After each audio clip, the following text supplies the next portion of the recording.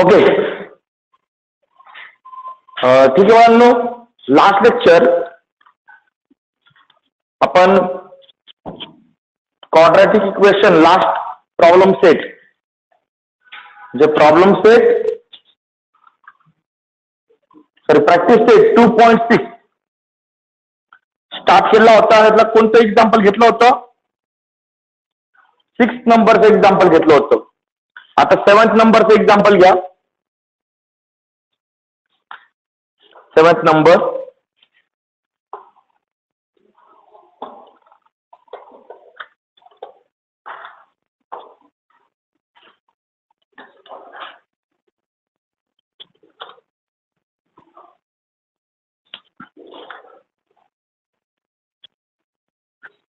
Question number 7. Pratik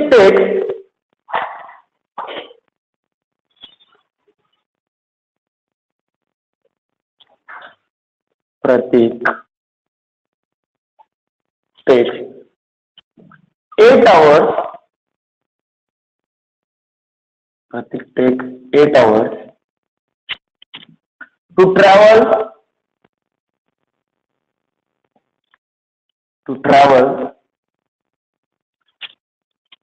36 kilometers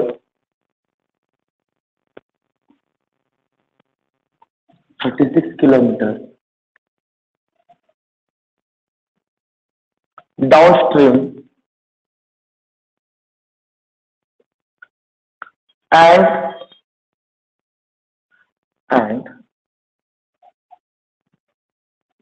return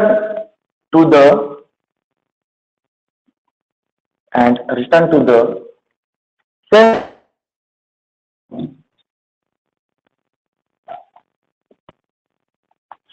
spot. The speed of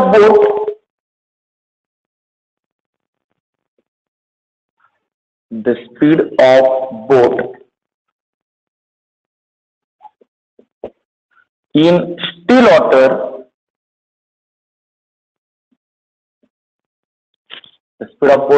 water is 12 kilometers per hour.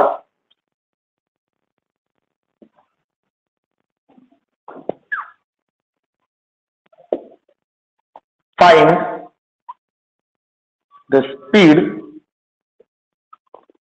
of water current and the speed of water current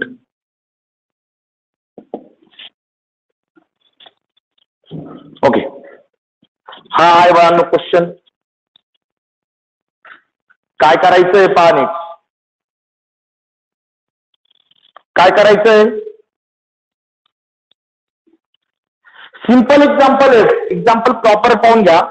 प्रत्येक takes 8 hours to travel 36 kilometers downstream and return to the same spot. The speed of boat in still water is 12 kilometers per hour. Find the speed of water current. आता काय होतं?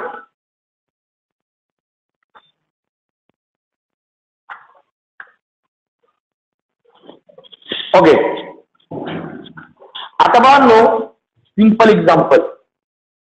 Suppose इथं मी diagram बनवतो म्हणजे example तुमच्या लक्षात येईल. Suppose ही एक वॉटर स्ट्रीम, वॉटर इकडनं इकडे खाली जाऊ राहील. बरोबर आहे. इथे आपण एक बोट ठेवली.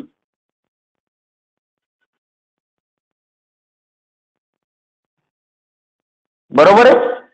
ह्या स्पॉट पासून ते ह्या स्पॉट पर्यंतचं अंतर आहे, ज्याला आपण ए म्हणू, याला बी म्हणू. ए पासून बी पर्यंतचं अंतर आहे 36 किलोमीटर. किती अंतर आहे? 36 किलोमीटर. तर हा जो काय प्रतीक आहे, हा प्रतीक काय करतो? आपली बोट चालवतो ह्या ए स्पॉट पासून बी स्पॉट पर्यंत आणि डाऊनस्ट्रीम मध्ये तो इथपर्यंत येतो. आता मुद्दा मी डाऊनस्ट्रीम म्हटलं तर ओव्ही डायग्राम काय, बरोबर आहे. पाण्याचा फ्लो असा आहे, त्यामुळे काय होतं, जर समजा एखादं पाणी म्हणजे पाण्याचा फ्लो असेल, यांनी बोट बंद जरी केली असते तरी आला असता का नाही रेटपर्यंत. समजा आपण जर एखादी बोट आपली अकोल्यात जरी उतरवली पाण्यामध्ये लहान पुलाजवळ, तर हळूहळू ती पाणी जरी बोट हलवली नाही, फक्त ते डायरेक्शन देत राहिलं तरी सुद्धा ती बोट हळूहळू होत होत संगमेपर्यंत आरामात पोहोचणार आहे. कारण काय वॉटर करंट फ्लो करणार आहे. पण यांनी तसं नाही केलं. यांनी काय केलं, बोटचा स्पीड कॉन्स्टंट ठेवला, किती, 12 किलोमीटर. म्हणजे जाताना काय रे, बोटचा स्पीड प्लस पाण्याचा स्पीड यांनी तो लवकर इथे पोहोचणार, बरोबर आहे. पण उलट येताना मात्र पाणी असं जात राहणार, त्याला उलट यायचंय. तुम्ही कधी पाण्यात पोहायला गेले नदीमध्ये, काय होत, जर पाण्याच्या फ्लोनुसार पोहायचं असल्यावर लय हात पाय नाही मारायला, लय एनर्जी नाही मारायला, चुकत नाही लवकर पाण्याच्या दिशेने पोहत असेल तर. पण उलट पाण्यात जर पोहत असेल, म्हणजे पाणी समोर येते ना, आपण उलटे पोहतोय, तर खूप हातपाय मारावा लागतात. तरी सुद्धा काय करायचं होतं, आपण पोहत पुढे असतो, पण पाण्याचा प्रेशर जर वाढला तर आपण मागे जात राहतो, बरोबर आहे. आणि पाण्याचा प्रेशर जर आपल्या स्पीडपेक्षा कमी असेल तर आपण पुढे जातो, पण खूप स्लो जातो. मग या प्रकारे तो इथून इथपर्यंत आला आणि परत इथे गेला, याला पूर्ण जर्नी करायला 8 तास लागले. किती वेळ लागला, 8 तास, बरोबर आहे. याच्या बोटचा स्पीड फिक्स होता, किती, 12 किलोमीटर पर आवर. आणि तो 12 किलोमीटरने परत जातो. याचा अर्थ वॉटर करंट हा 12 पेक्षा कमी स्पीड. जर जास्त असं तर तो रिटर्न जाऊ शकला नसता 12च्या स्पीडने, बरोबर ना. ओके, मग आता बघा आपलं करायचं काय इथे, सिंपल. आपला काय फाइंड करायचं, फाइंड द स्पीड ऑफ, मग त्यालाच आपण मानून घेऊ जे फाइंड करायचं त्याला, let the speed of water current, let the speed of water current is x kilometre per आवर. मान्य का प्रत्येकाला. आणि तुम्ही नोट टाकून ठेवतो, नोट x आणि 12 याच्यामध्ये कोण मोठा असणार, तो रिव्हर्स येतो ना 12च्या स्पीडने, तो मागे मागे जातोय का, नाही. याचा अर्थ 12 मोठा असणार आणि एक छोटा असणार. एकची व्हॅल्यू 12 पेक्षा लहान असणार. का, जर एकची व्हॅल्यू जर 12 पेक्षा जास्त असेल तर 12च्या स्पीडने वर येतोय, आणि जास्त स्पीडने जर खाली उठलो तर तो वरती येईल का परत. म्हणजे तो 12च्या स्पीडने रिव्हर्स येऊ शकतो, वेळ लागेल, पण नक्कीच पाण्याचा करंटचा फ्लो जो आहे तर कमी असेल तरच हा 12च्या स्पीडने परत वर येऊ शकतोय. ओके, इथपर्यंत काय अर्थ वाटते. ओके, देअरफॉर किंवा अँड आता त्या बोटची स्पीड किती आहे, 12 kilometre per hour. And the speed of boat in still water, still म्हणजे थांबलेलं, लोखंड नाही, in still water is 12 kilometre per hour. बोटची स्पीड 12 आहे, वॉटर करंटची स्पीड 6 आहे, बरोबर आहे. ओके, देअरफॉर आता रायटिंग करायला स्टॉप कर. पण एक्झाम्पल समजून घेत होतं, गनमनचं एक्झाम्पल आहे, गोष्टी डोक्याला झिंजणे आमचं वरचं समजून घ्या. इथपर्यंत काय अर्थ नाही. वॉटर करंटचा स्पीड किती आहे, 1, बोटचा स्पीड 12. मग आता बरं का मुद्दा मी डाऊनवर्ड म्हणतो, the speed of boat in downstream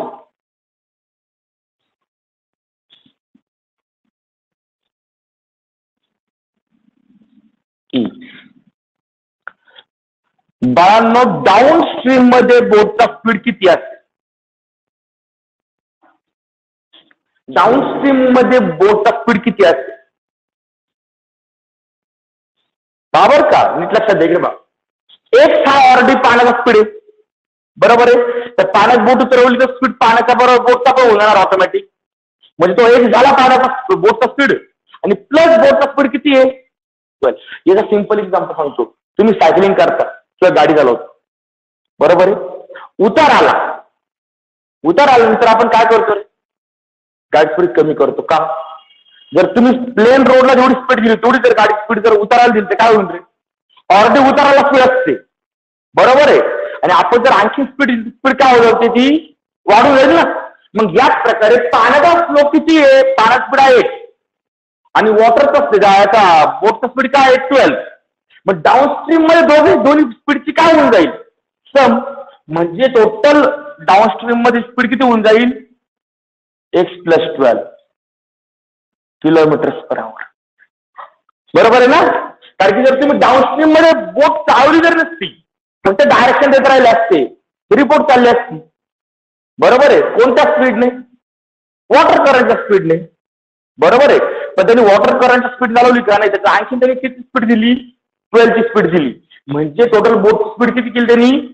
x + 12 km/h. आणि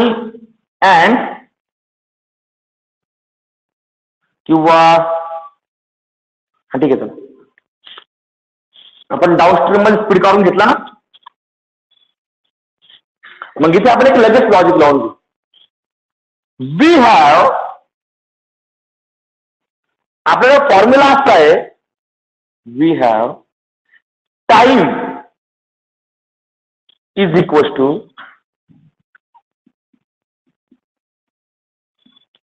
डिस्टन्स अपॉन स्पीड. हा ऍक्च्युली स्पीडचा फॉर्म्युला आहे. कसं सांगतो? स्पीड इज इक्वल टू काय असतो? डिस्टन्स अपॉन टाइम ना. मग तो डिस्टन्स आणि स्पीड आणि टाइम इंटरचेंज केला आपण.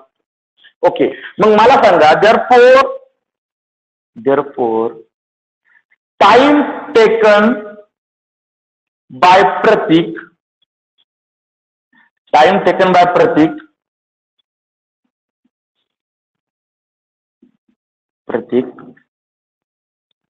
to travel 36 kilometers downstream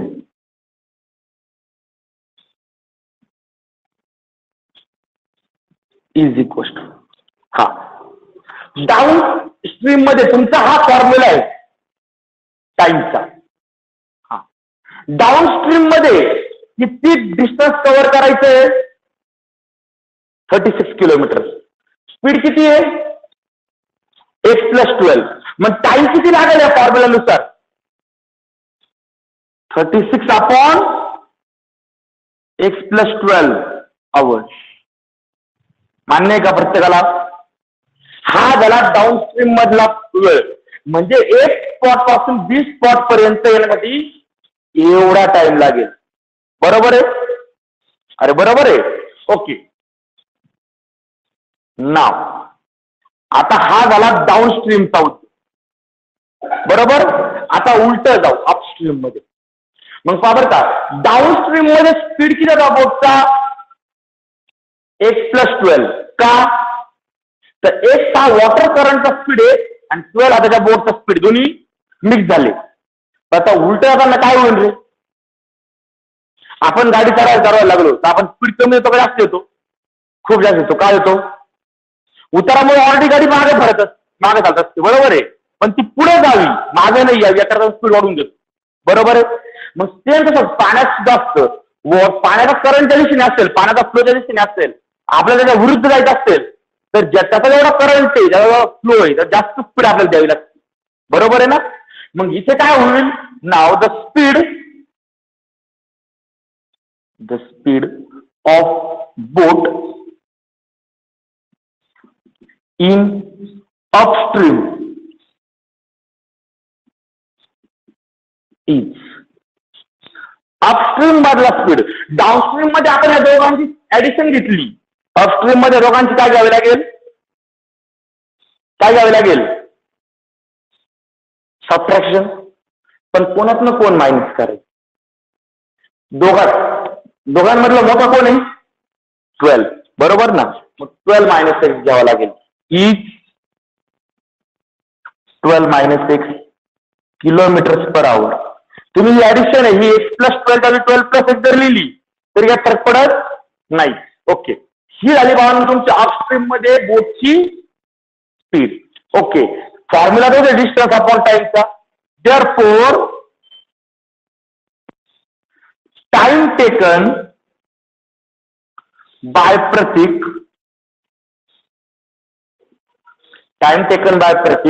to travel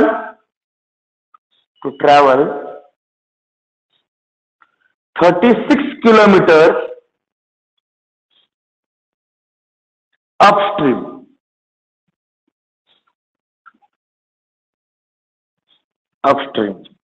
is equal to किती लागा अपस्ट्रीम मध्ये किती ट्रॅव्हल करायचं त्याला तेवढंच 36 किलोमीटर. किती टाइम मध्ये किती स्पीडने 12 मायनस एक्स आवर. 12 मायनस एक्स आवर. मान्य का प्रत्येकाला? अरे मान्य. म्हणजे हा झाला ए पासून बी पर्यंत जाण्याचा टायमिंग झाला. हा झाला बी पासून ए पर्यंत टायमिंग. ए पण त्याला ए पासून जाऊन परत बी पर्यंत यायला किती वेळ लागला? 8 आवर्स. म्हणजे मी असं म्हणू शकतो का according to given condition, according to given condition काय त्याला जाऊन येण्यासाठी किती टाइम लागला? 8 आवर्स. मग त्याला जाण्यासाठी टाइम लागला किती? 36 अपॉन हा एक्स प्लस 12 मी उलटा लिहितो 12 प्लस एक्स. काही फरक पडेल का? प्लस हा काय आहे? हा ए पासून बी पर्यंत टायमिंग झाला. प्लस त्याला बी पासून ए पर्यंत टायमिंग झाला परत 36 अपॉन 12 मायनस 6. आणि हा टोटल टाइम किती होता त्याचा? 8. इथे वाटलं तर मी इथे लिहून ठेवतो. Time to return back. जाऊन येण्यासाठी हा जाण्यासाठी टाइम लागला, हा येण्यासाठी टाइम लागला. मग टोटल टायमिंग त्याला एवढा लागला. मान्य का प्रत्येकाला? ओके. आता बाळांनो आपल्याला काय करायचंय? हे सॉल्व्ह करायचंय. इथनं एक्स ची व्हॅल्यू फाइंड करून दाखवायची यांना. सिंपल उद्योग बाळांनो. सर्वात पहिला मुद्दा आहे तो म्हणजे लेफ्ट साइडला तुम्हाला 2 रॅशनल नंबरची ऍडिशन दिसते. बरोबर आहे. मग 2 रॅशनल नंबरची ऍडिशन आपण कशी देतो?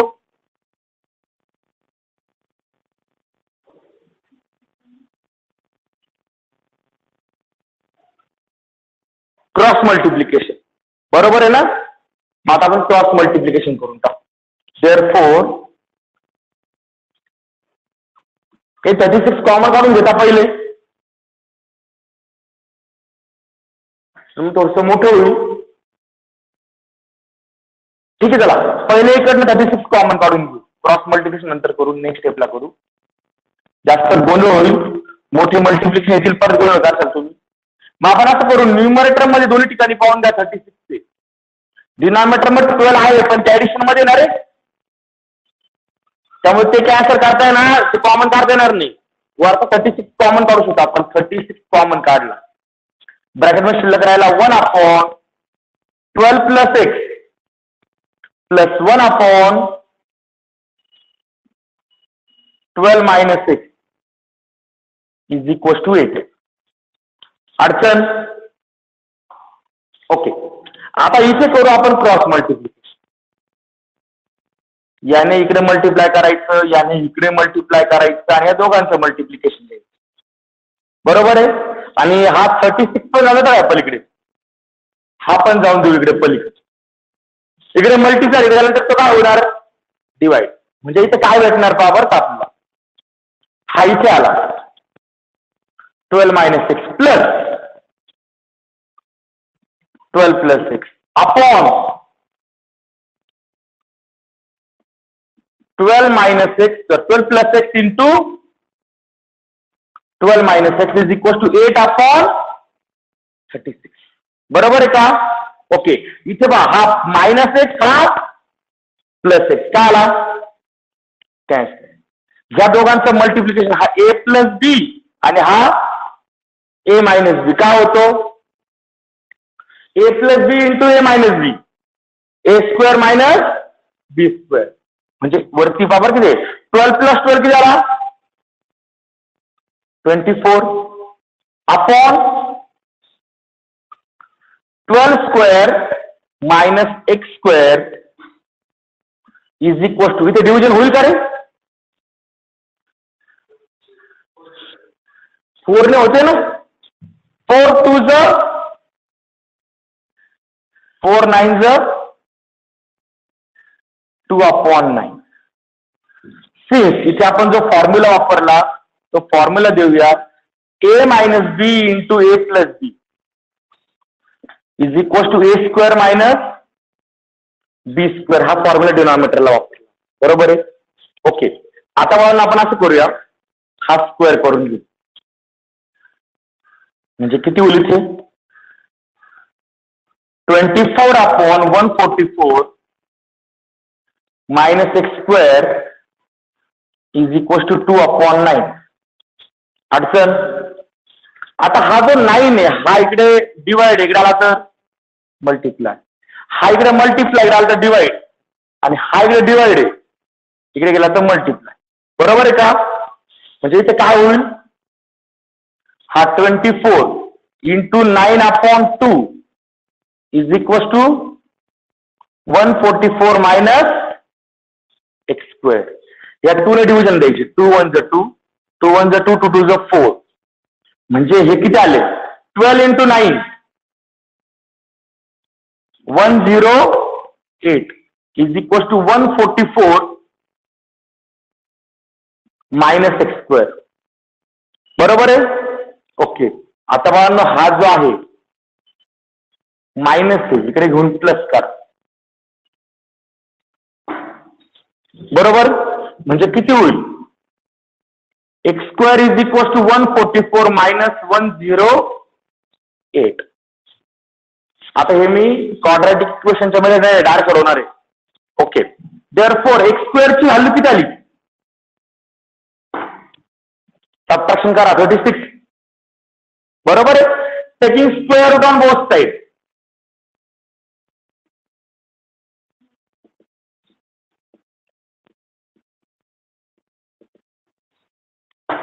इथे लिहितो taking square root on both side x² चा स्क्वेअर रूट आलं x = +or -6 बरोबर आहे. Okay, but x is speed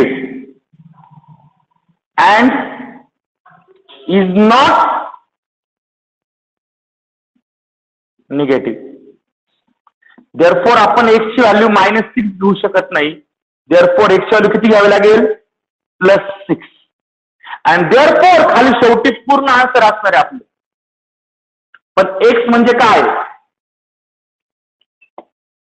therefore x म्हणजे काय x is the speed of water current. मग शेवटी हे आन्सर लिहायचं काय the speed of water current is x ची व्हॅल्यू किती टाकून द्यायची 6 km/h. हा वॉटर करंटचा स्पीड होता. अडचण बोला बरं एक्झाम्पल मध्ये.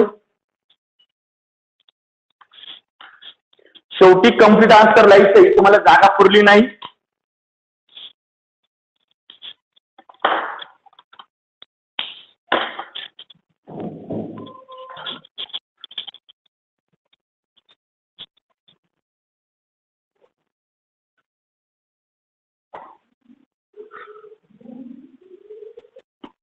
ओके बघा 5 मिनिट देतोय. मोठं एक्झाम्पल होतं व्यवस्थित लिहा.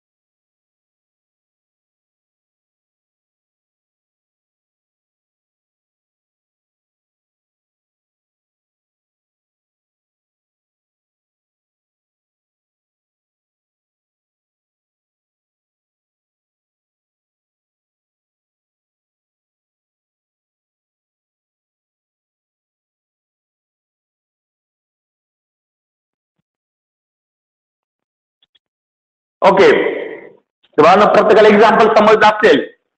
परत एकदा थोडं पटकन एक्सप्लेन करून सांगतो. सिंपल एक्झाम्पल आहे. प्रत्येक take 8 hours to travel 36 kilometers downstream and return to the same spot. The speed of boat in still water is 12 kilometers per hour. Find the speed of water current. म्हणजे काय होतं, एका ए spot पासून बी spot पर्यंत, ए spot पासून बी spot पर्यंत प्रत्येक downstream मध्ये फ्लो करतो, परत बी पासून ए पर्यंत येतो.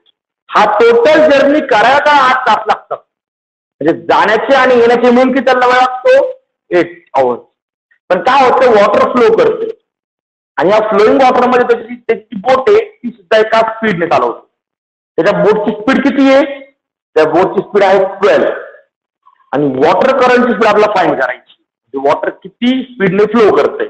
ओके, मग solution, let the speed of water current is x kilometers per hour. Okay, therefore the speed of boat in still water is 12 kilometers per hour. ही दिलेली ही आपण मानतो. ओके, मग डाऊनस्ट्रीम मध्ये काय होईल, या दोन्हींची ऍडिशन होऊन जाईल. म्हणजे डाऊनस्ट्रीम मध्ये त्याच्या बोटची स्पीड आणि प्लस वॉटरची स्पीड एकत्र होऊन जाईल आणि त्याला बोटची स्पीड किती होऊन जाईल टोटल, x plus 12.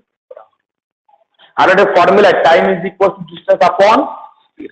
आता मी एका साईडला डिस्टन्स किती कव्हर केला, 36 किलोमीटर. मग डाऊनस्ट्रीम मध्ये लागलेला टाइम किती येईल, 36 अपॉन स्पीड. स्पीड किती आहे, x plus 12. तेच अपस्ट्रीम मध्ये उलट होईल, या 12 मधनं हा x मायनस होईल. का, x छोटा आहे तेव्हा रिटर्न होता येईल. जर x मोठा असता तर रिटर्न होता आलं नसतं. मग x मोठा आहे, मग 12 मोठा आहे, x छोटा आहे म्हणून त्या रिटर्न होता येईल. 12 मोठा आहे ना, मग 12 मायनस x किलोमीटर ही त्याची डाऊन अपस्ट्रीम मधली स्पीड झाली. आणि अपस्ट्रीम मध्ये टाइम किती लागेल, मग त्याला डिस्टन्स अपॉन स्पीड. डिस्टन्स किती आहे, 36 अपॉन स्पीड आहे 12 अपॉन ए. पण जाण्यासाठी लागलेला वेळ एवढा आहे, हा त्याला डाऊनस्ट्रीम जाण्यासाठी लागलेला वेळ होता, हा त्याला अपस्ट्रीम येण्यासाठी लागलेला वेळ आहे. पण त्याला जाऊन येण्यासाठी पूर्ण 8 hours लागले. म्हणजे दोघांची सम 8 आहे, बरोबर. मग ती 8 सम घेतली, त्या दोघांमध्ये इथे 36 कॉमन काढला, हा 36 डिवाइडला गेला. इथे क्रॉस मल्टिप्लिकेशन केलं, हा 36 डिवाइड गेला 8 अपॉन 36 म्हणजे 2 अपॉन 9 झाला. इथे आपण क्रॉस मल्टिप्लाय केल्यानंतर काय आलं, हा एक्स कॅन्सल झाला, म्हणजे वरती 12 plus 12 24 झाले, खाली a plus b into a minus b, a square minus b square, 12 square minus x square is equals to 2 upon 9. मग मी काय केला, हा जो काय आहे 12 square 144, x square तसंच राहिला. आता हा 9 डिवाइड झाला मल्टिप्लाय, हा इथे डिवाइड केला मल्टिप्लाय होईल 2 ला, 2 मल्टिप्लाय असेल तर डायरेक्ट डिवाइड झाला. 12 into 9 is equals to 144 minus x square. हा मायनस x square इकडे आला आणि 12 into 9 किती झाला, 108 मायनस झाला. Okay, x square is equals to 144 minus 108 ही सबट्रॅक्शन 36 आली. Taking square root on both side, square root घेतलं, x is equals to plus or minus 6 दोन व्हॅल्यू भेटल्या. पण x ही काय, speed should not be negative, speed negative असत नाही. म्हणजे तुम्ही x ची व्हॅल्यू -6 घेऊ शकत नाही. ते लाईट राहिलं होतं माझं, सॉरी. स्पीड ही तुम्ही -6 घेऊ शकत नाहीये. Speed x is not equal to -6, म्हणजे x इज इक्वल टू 6. आणि मग शेवटी बघा तुम्ही हेच सेंटेन्स लिहिणार, the speed of water current is, या x च्या ऐवजी लिहायचा 6 kilometres per hour, 6 kilometres per hour. Okay बाळांनो, झालं फायनल आन्सर. नेक्स्ट एक्झाम्पल घ्या. Example number 8.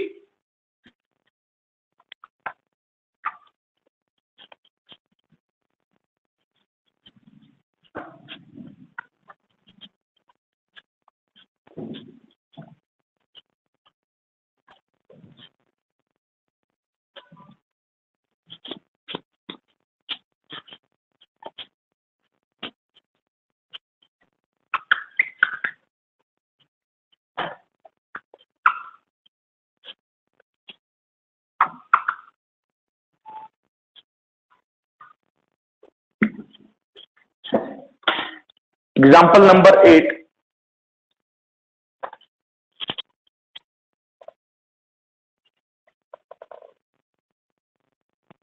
Pintu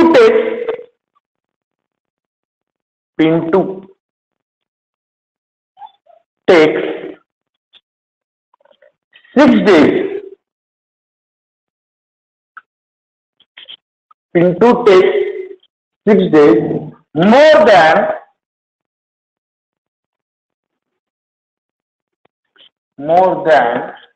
those of Nishu. Those of Nishu to complete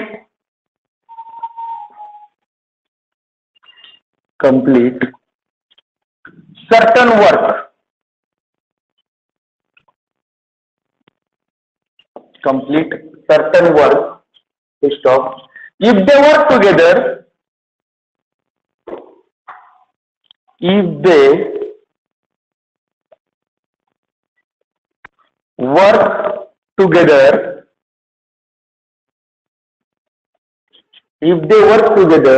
they finish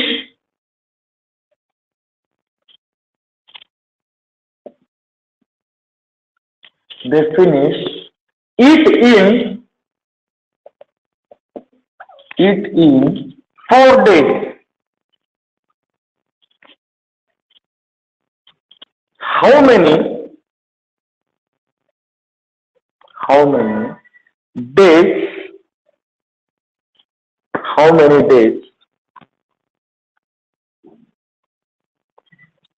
days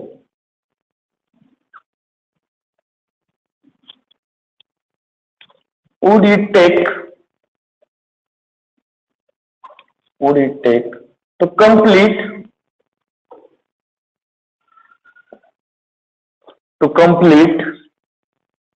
the work if they work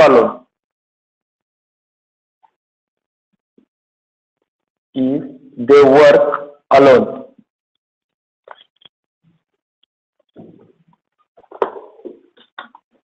If they work alone. Okay बाळांनो, example समजून घ्या. सर्वात महत्वाचं काय example आहे. भरपूर जण काय करतात, एक्झाम्पलला घाई करतात आणि घाईमध्ये आन्सर चुकून जातात.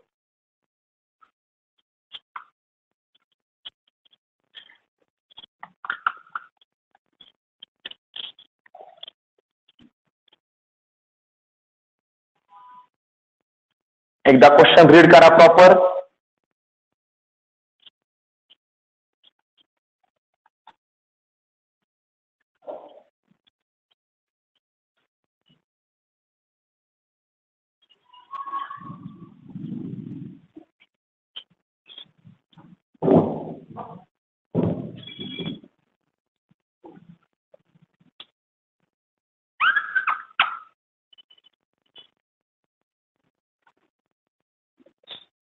ओके, केला question read.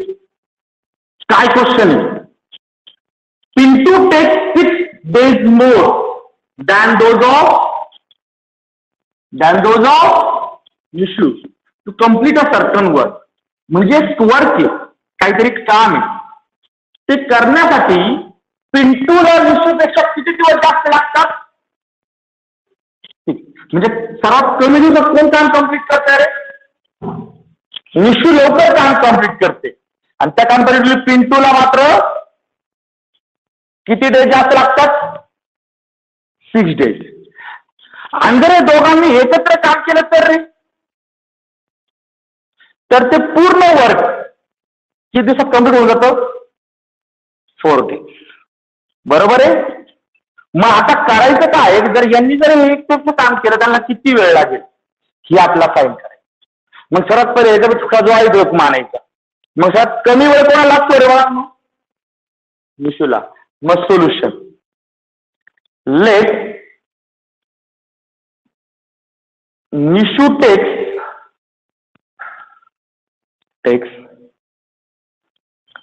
X days to complete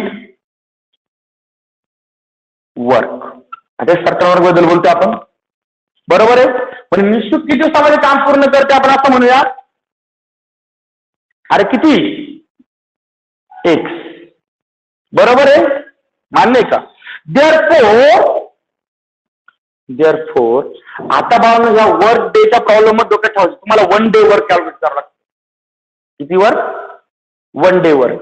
मग आता 1 डे वर्क कसं कॅल्क्युलेट करा, सिंपल सांगतो तुम्हाला, एक एक्झाम्पल देऊन सांगतो. सपोज एक पेज तुम्हाला लिहायचंय, एक पेज तुम्हाला लिहायचंय, तुम्हाला ते पूर्ण पेज लिहायला 2 दिवस लागतात. किती दिवस लागतात, 2 दिवस. तुम्ही एक पेज लिहिण्यासाठी 2 दिवस वेळ लागतो. मग मला सांगा तुम्ही एका दिवसामध्ये किती पेज लिहिता, अर्धे. कसं काय केलं, बरोबर का. तुम्हाला 2 दिवस लागतात ना. आणि मग आपण 1 डे वर्क किती म्हटलो, 1/2. म्हणजे आता तो जो 2 आहे तो पुढे आला रे अपॉनला, बरोबर आहे ना. जर सपोज तुम्हाला 4 दिवस लागत असतील एक काम कम्प्लीट करायला, तर एका दिवसामध्ये तुम्ही 1/4 काम कम्प्लीट करतायत अर्थ, बरोबर ना. चतकोर शुद्ध मराठीत. मग बाळांनो निशूला एक काम कम्प्लीट करायला 1 दिवस लागताय. तर therefore 1 day work by Nishu is equal to, निशूचं 1 डे वर्क किती, 1/x. मान्य का प्रत्येकाला, बरोबर आहे. ओके, सेम आता पिंटू बद्दल करायचं. अँड पिंटू टेक्स, आता पिंटू किती दिवस घेणार आहे काम कम्प्लीट करायला, निशूपेक्षा 6 days मोर घेतोय ना, म्हणजे जास्त. पण निशूला किती दिवस लागतात, एक्स. मग पिंटूला किती लागतील, Pintu takes x plus 6 days to complete work. म्हणजे याला किती दिवस लागले, x plus 6. मग आता 1 डे वर्क बाय पिंटू, पिंटूचं 1 डे वर्क किती,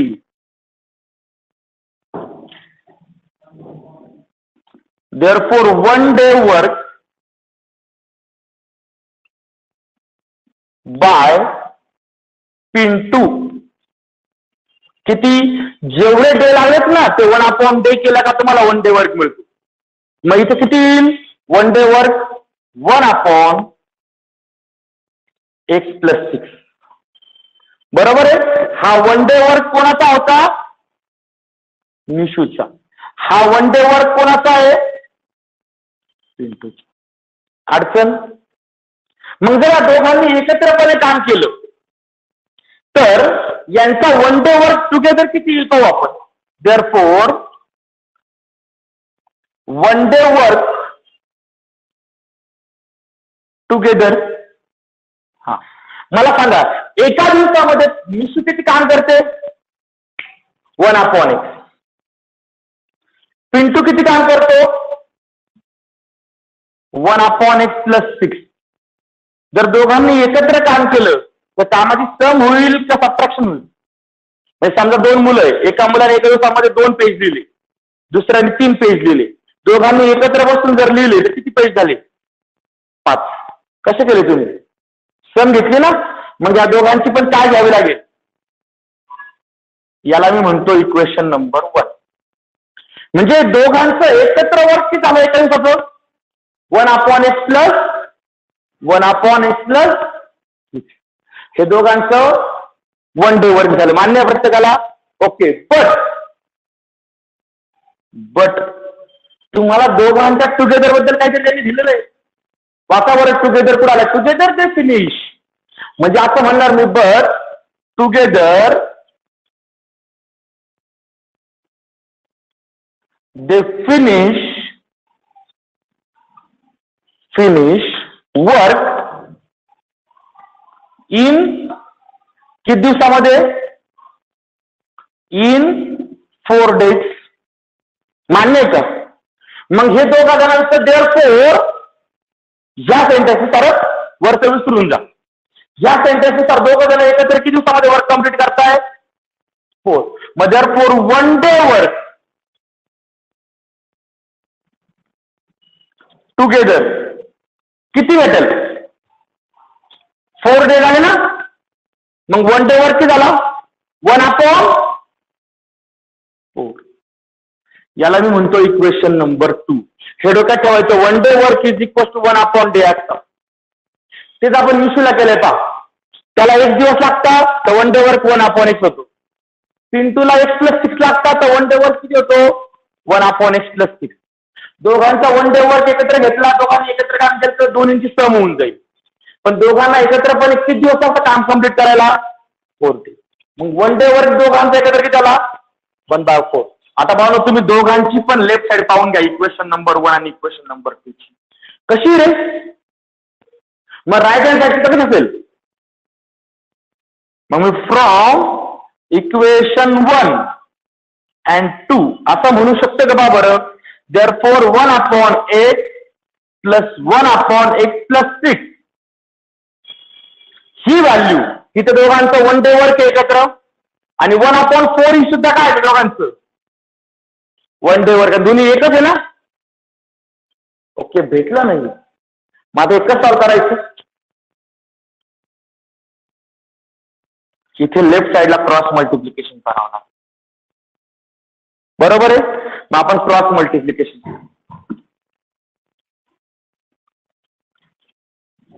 जर मी क्रॉस मल्टिप्लिकेशन केलं तर काय होईल? x + x+6 upon x into is equal to 1/. अडचण? ओके. बाल ही न्यूमरेटर x + x किती होईल? 2x+6 अपॉन इथे या x ने दोघांना मल्टिप्लाय करून द्या. म्हणजे काय होईल? x² + 6x is equal to किती आला? 1/4. बरोबर आहे. ओके. आता आपण क्रॉस मल्टिप्लाय करू. हा सरळ सरळ इकडे मल्टिप्लाय जाणार, हा इकडे. जे डिवाइडला ते मल्टिप्लाय आले फक्त. देअरफॉर 2x + 6 याला मल्टिप्लाय मध्ये किती आला? आणि त्या 1 ला मल्टिप्लाय मध्ये काय आला? x² + 6.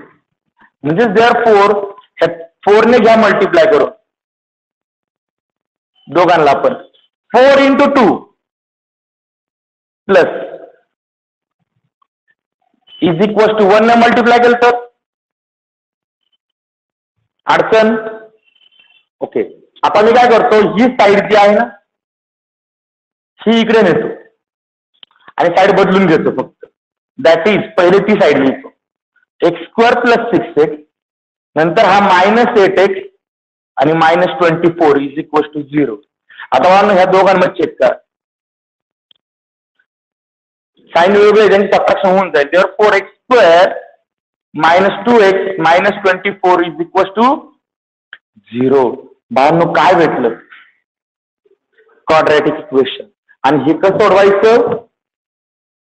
फॅक्टरायझेशनने सोडवायचं. म्हणजे 1 × -24 -24 एवढं मल्टिप्लिकेशन आणि -2 एवढी सबट्रॅक्शन.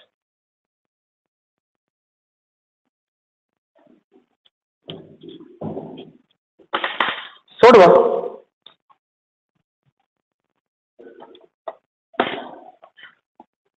समजलं का एक्झाम्पल? काय केलंय? वरती तुम्ही लिहून ठेवू शकताय. 1 day work is equal to 1/day. समासामध्ये 1 day work is equal to 1/day. मग निश्चितला किती दिवस लागले? 1 दिवस. मग निश्चित वर्क किती झालं? 1 day वर्क 1/day. पिंटूला x+6 लागले, मग पिंटूचं 1 day वर्क किती झालं? 1/x+6. म्हणजे जेवढे डे लागले ना तेवढे 1/, केले का तुम्हाला काय भेटतो, 1 डे वर्क भेटतो. दोघांनी एकत्र काम केलं तर काम ऍड करून घ्यायचं. मग दोघांचं 1 डे वर्क मी ऍड केलं, मला वर्क टुगेदर भेटलं पण 1 डेचं. पण त्यांनी दिलेल्या पोस्टमध्ये का दोघांना एक काम पूर्ण करण्यात 4 दिवस लागतात. मग परत 1/4 आला मला 1 डे वर्क दोघांचं एकत्र, म्हणजे मला 1 डे वर्क 2दा भेटला. एक आपण कॅल्क्युलेट केला आणि त्यांनी दिलेला. आपण कॅल्क्युलेट केलेला 1 डे वर्क आणि त्यांनी कॅल्क्युलेट केलेला 1 डे वर्क एकच आहे. मग मी दोन्ही इक्वल केले आणि एक क्वाड्रॅटिक इक्वेशन बनवलं. आणि आता बाळांनो हे क्वाड्रॅटिक इक्वेशन तुम्हाला सॉल्व्ह करायचं.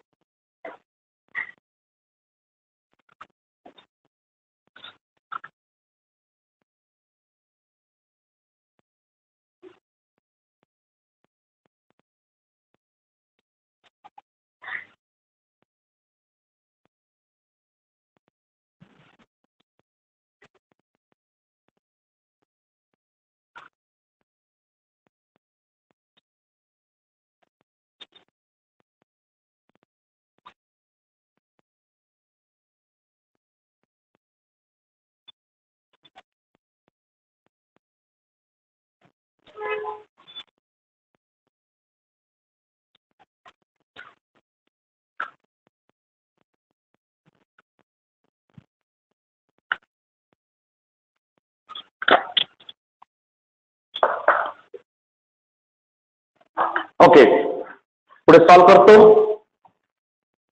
तुम्ही डोकं लावला असेल इथपर्यंत पुढे सॉल्व करायला.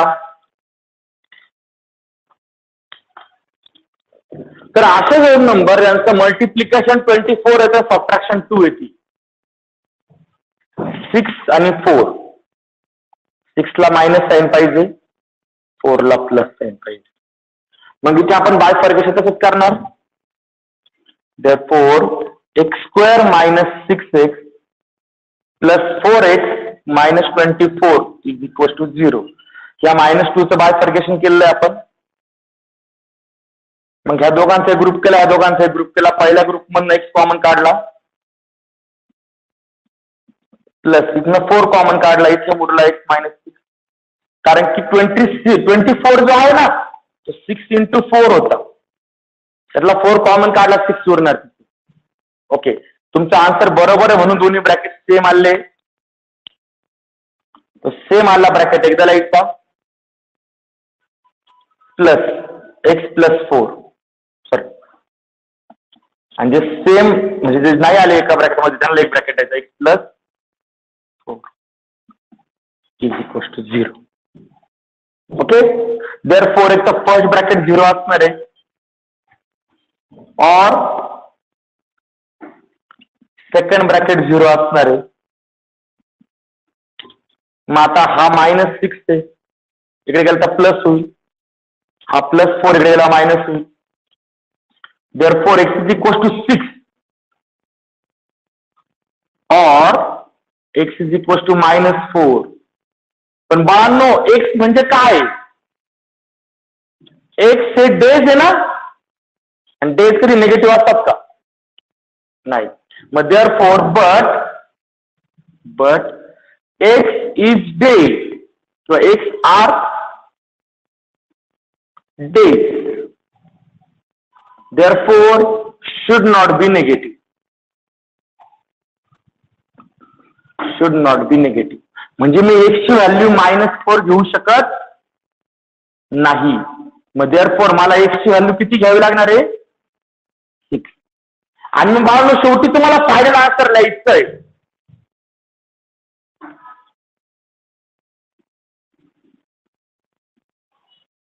काय येणार? हे स्टेटमेंट लिहायचं. देअरफॉर निशू टेक्स x म्हणजे किती? 6 days to complete the work alone. आणि पिंटूला किती दिवस लागतील रे मग? निशूपेक्षा 6 days जास्त म्हणजे किती?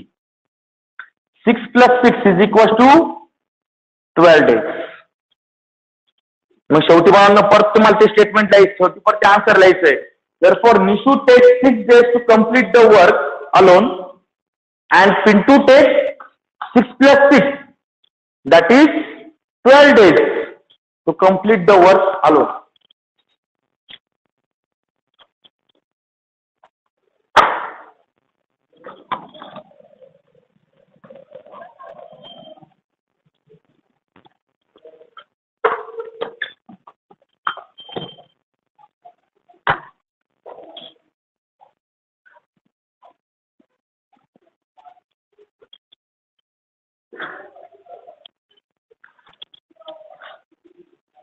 ओके, एक्झाम्पल समजलं प्रत्येकाला? ठीक आहे, आता राहिले 2 एक्झाम्पल, ते उद्या घेऊ 9th आणि 10th. त्यानंतर मग हा प्रॅक्टिस सेट संपून जाईल.